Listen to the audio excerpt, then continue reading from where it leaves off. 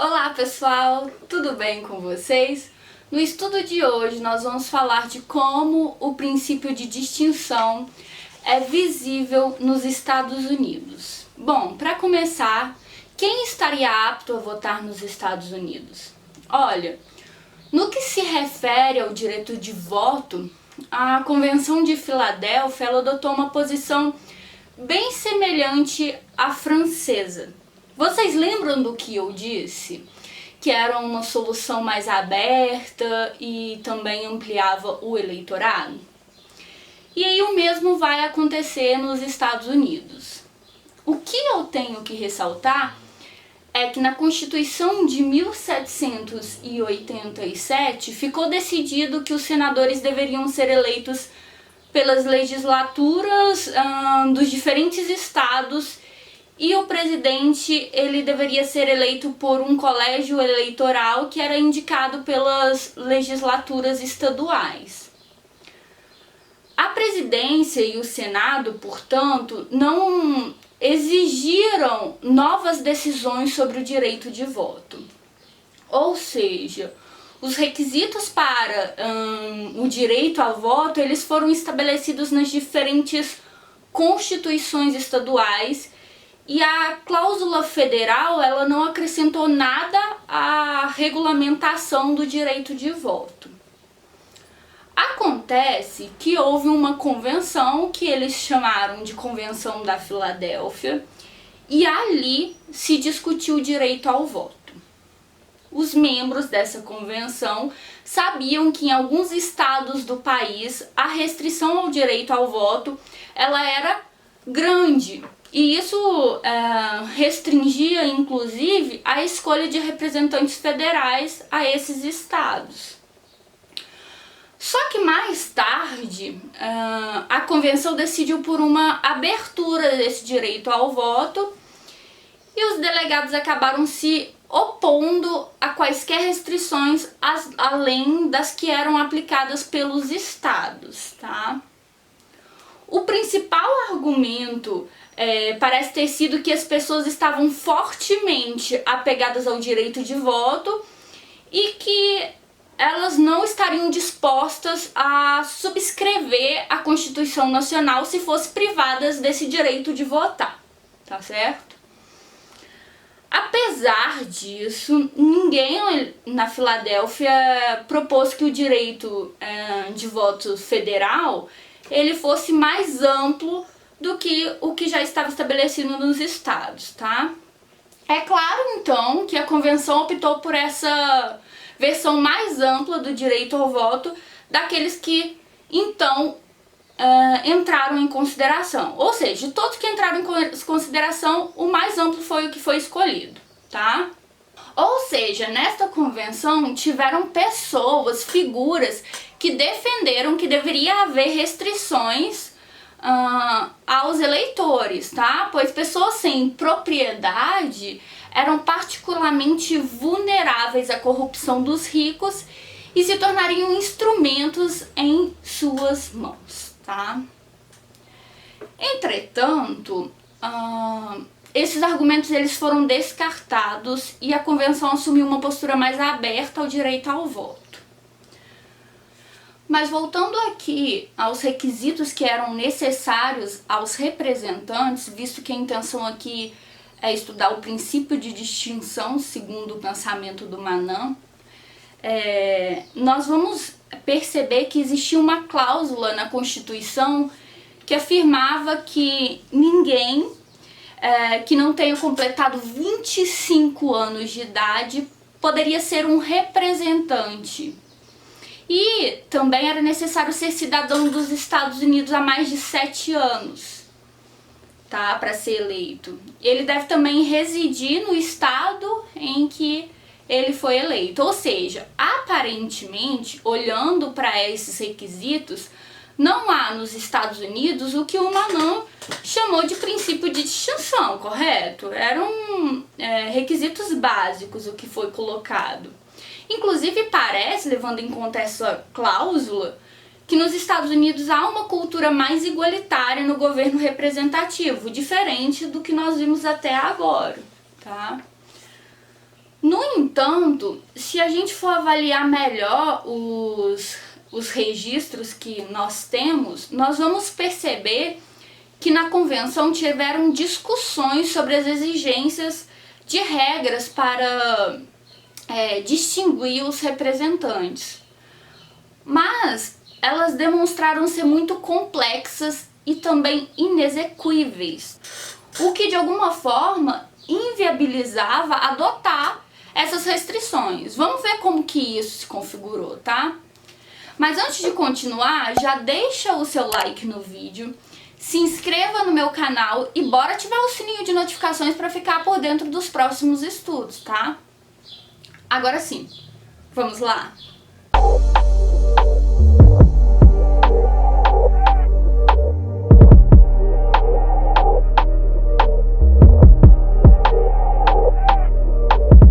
Bom, eu vou falar um pouco sobre como o princípio de distinção apareceu nos Estados Unidos.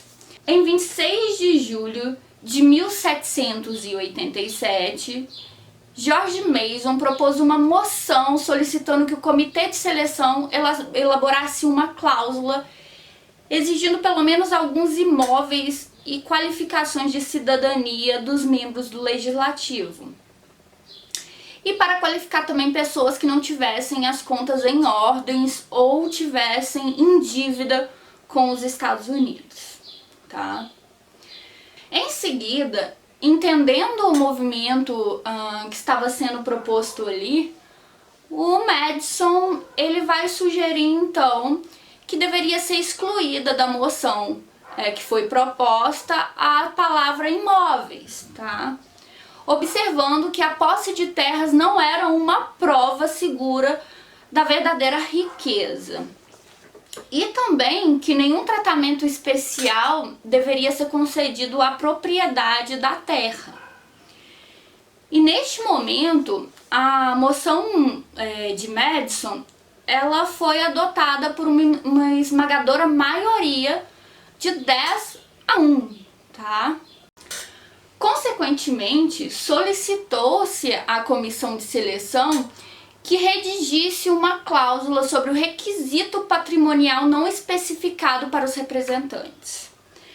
Neste momento, focou-se em que tipo de propriedade deveria ser exigida dos representantes e todos os delegados concordaram que o que era apropriado era uma exigência patrimonial de qualquer espécie. Bom, a convenção seguiu o curso mais liberal em relação aos eleitores, mas claramente tendeu na direção oposta em relação ao quê? Aos eleitos. Dois argumentos principais foram apresentados para assumir essa postura. Primeiro, parecia de extrema importância garantir que os representantes eles tivessem independência econômica suficiente para de alguma forma ficarem imunes a todas as influências de corrupção, especialmente levando em conta o executivo. Em segundo lugar, uma exigência patrimonial para representantes parecia justificada porque o direito à propriedade era considerado por todos, inclusive por todos os delegados, como um dos direitos mais importantes e a sua proteção era um dos principais objetivos do governo. E aí, então, pareceu necessário tomar precauções concretas para assegurar que os representantes eles cuidassem especialmente dos direitos e interesses de propriedade. Bom, em todo caso, tá? Fosse a propriedade considerada apoio da liberdade republicana ou direito fundamental, a Convenção Federal ela considerou que os representantes deveriam ser proprietários e, consequentemente, de categoria social superior aos que os elegeram. pois não era obrigatório esse requisito para obter o direito ao voto, mas para ser eleito. Parece então que o princípio da distinção também estava presente ali na Filadélfia. A questão é, por que não foi incorporado a uma disposição constitucional? O que fazia com que isso não fosse incorporado na Constituição? Vamos voltar a expor a situação para obter essa resposta, tá?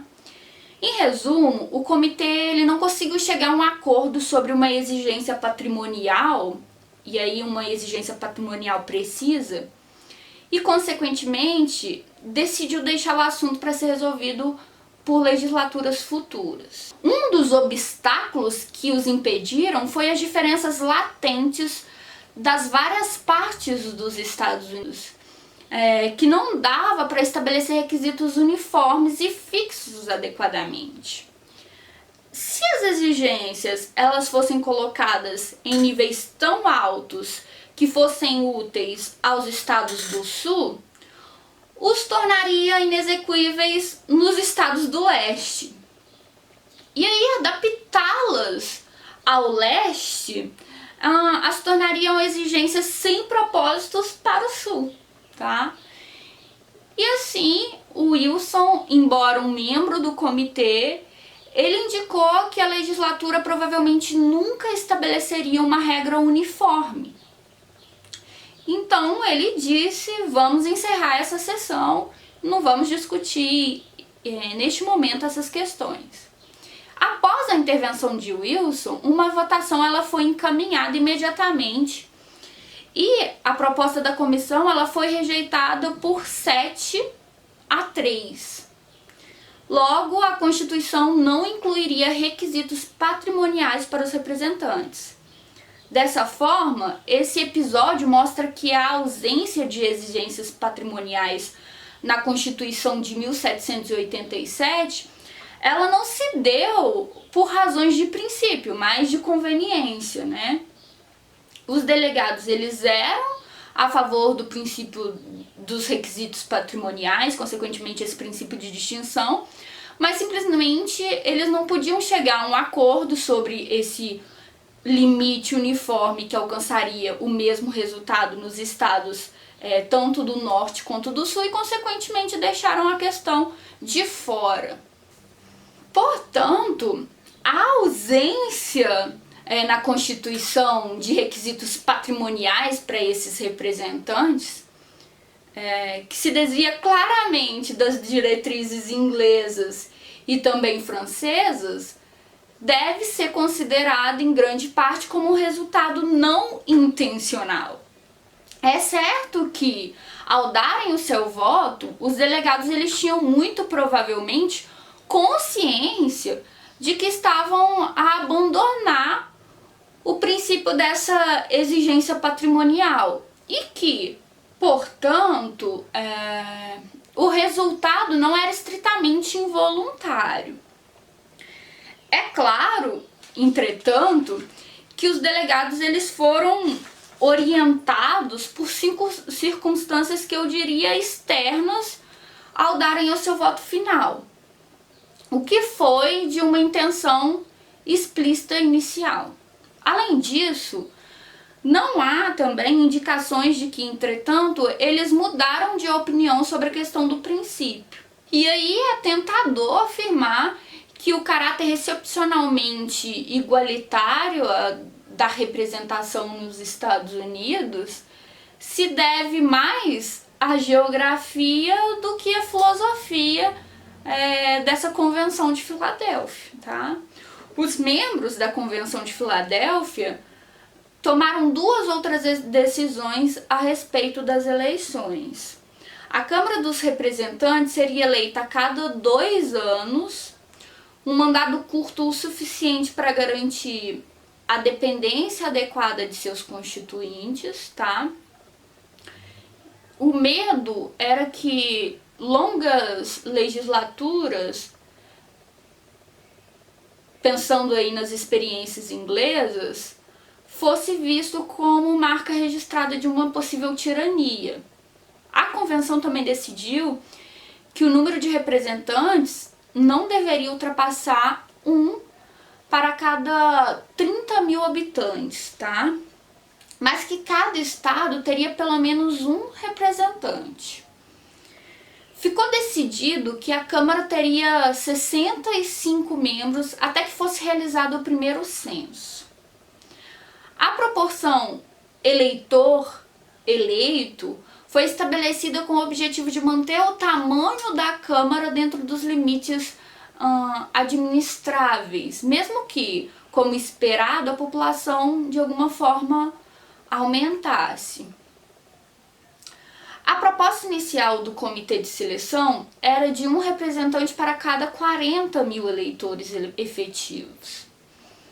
Alguns delegados, incluindo Mason e alguns outros, eles vão objetar ao pequeno tamanho da Assembleia de Representantes. Mas parece que, em geral, a questão não provocou um grande debate aí na convenção, tá? Os delegados, eles pareciam estar mais preocupados com o peso relativo dos estados do que com a proporção de eleitores para eleitos. E nesse momento, o Manan entra no debate de ratificação, afirmando que, embora a questão do tamanho da Câmara dos Representantes não tenha dado origem a um raciocínio significativo na Convenção da Filadélfia, tornou-se também um importante ponto de discórdia nos debates aí da ratificação. Mas, gente, para esse vídeo não ficar muito longo, eu continuo essa questão na semana que vem, tudo bem? Grande abraço e até mais!